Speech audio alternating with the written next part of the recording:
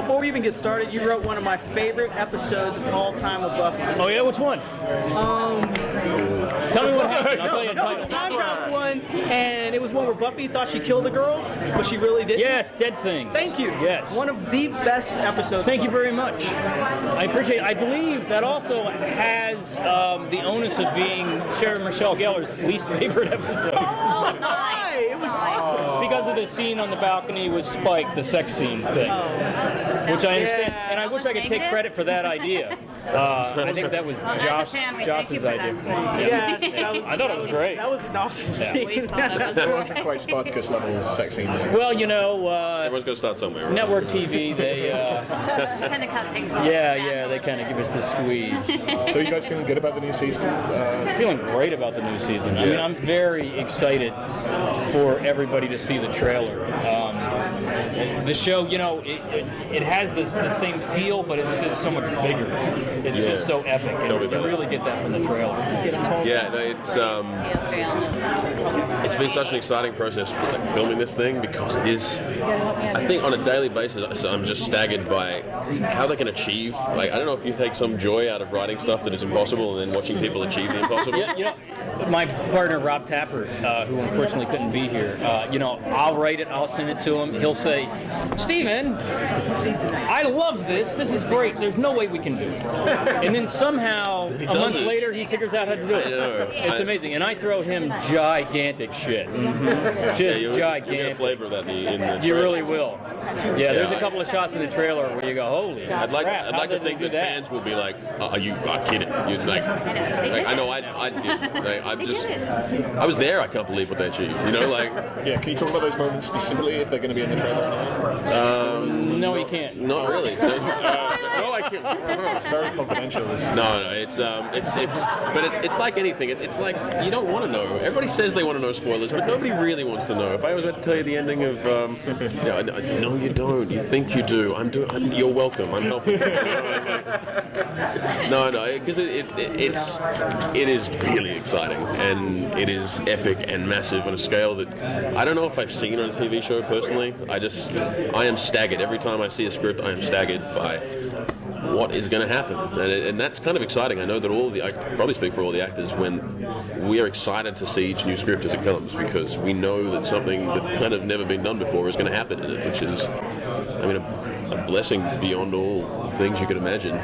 We always swing for the fences. I mean, Stephen, are you letting them know in advance what their scripts are, what they can expect, or do you make them? Oh no, they get scripts. The director gets it first, and then they get it. So we get teased. So the director has a chance to look it over. I know. I feel like a fan myself because what's the last script that you got? I have 7. You have 7. I just finished 10. I know. So they'll and get he's to like later. he does this like he does to everybody else. He's like, you should see 10. It's pretty good. And I'm like, 10 is what happens? ridiculous.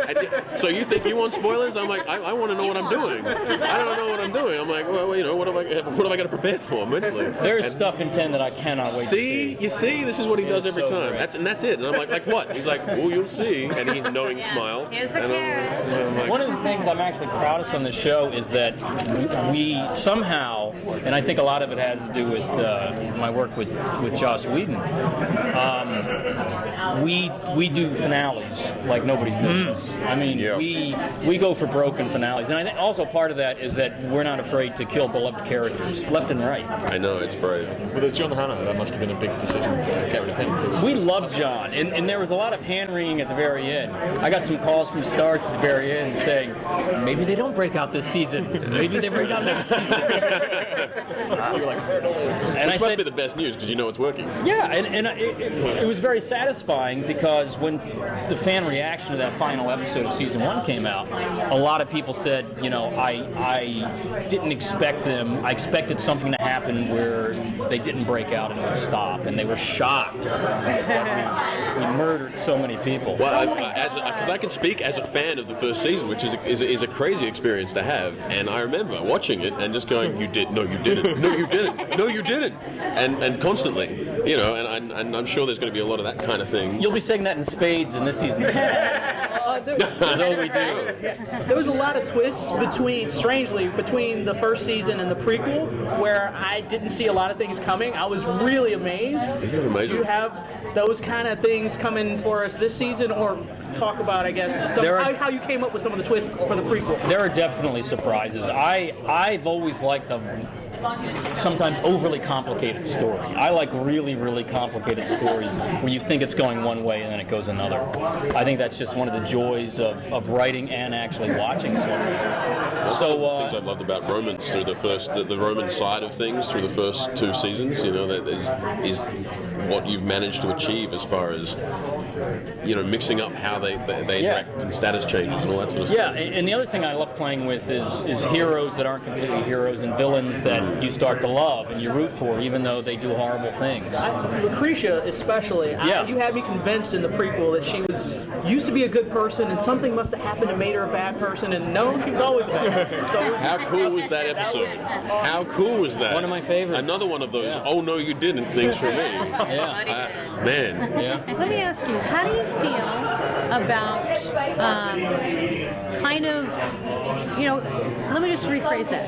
The other actors that stopped by our table kind of said to us that you cannot replace an actor, that you just kind of go on with the show and you're getting a different dynamic.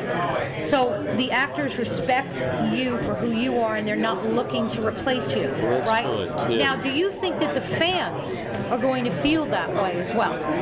Well, that's the thing. I mean, it's the same for me. I know it's going to be hard for fans because, again, being a fan, I love Andy. I think he's amazing, and nothing is ever going to change that. And no one would ever expect that someone someday will go, because direct comparison isn't the right way to go about That's it. what I was saying. It's too cheesy. Yeah. Well, it's just not. It's not even really relevant because it's like I'm never going to be the same actor, and you wouldn't want to be because Andy's got an amazing Spartacus. My challenge is to honor that by having another amazing Spartacus. And and what I've been saying everywhere is that I want to keep the same spirit because that's what Stephen writes, that's what Andy performed, and it's going to be, my challenge has been to make sure that Spartacus still feels like Spartacus, even though it's. So that's brilliant what you just said, and here's the second part. He does such a magnificent job in writing Spartacus that the spirit of Spartacus can transcend very easily for you as an actor. Is that what you're saying? Well, I'm lucky like that because the scripts, as you'd know from the first 2 seasons, are so strong. Right. Like they're so strong. The characters are so well drawn that you just like you have no idea how lucky I am. When I get these scripts, I just look at them and go, this is just magic. You get so much to play with. You get so much juice. All that stuff that makes you go, I can't believe they just did that. Is the same for the actors because you just go, wow, I could really do something with this, and you can totally see where Spartacus is and where he's going and what he needs and what he wants to achieve, and that hasn't changed. Through Manu, the Crixus character, through all the major characters, through Lucretia, all this, you can see their characters, you can feel them, and they get to enjoy being able to bring that to life. So in a way, I obviously. Spartacus is going on a new big journey. It's kind of nice that there's a direct break. There's in the Ludus, now there's outside, and so I get to go on a new journey in Spartacus and hopefully bring that new experience, but still make it feel like that leader that you love. That's exactly the question. Leads right into the question. What's the challenge between shooting everything in the Ludus and now you guys are on the run and moving? And for a writer, how is that different? What's the challenge? It definitely gave us some challenges. It's a lot easier to have those kind of conflicts when everyone's forced to be in the same space. One of the biggest challenges is how do you cross the heroes and the villains when if they see each other, they will try to kill each other. Right. And we found some inventive ways to do that. And also, one of the best ways to do that is, well, of course, there are villains in the heroes camp and there are heroes in the villains camp. Yeah, exactly. Everybody is looking for some kind of angle ultimately, and very few people are pure and good. Even one of the things I did in season 1 and I continue to do in this season is Spartacus is not a golden boy. He makes mistakes. He does the wrong thing.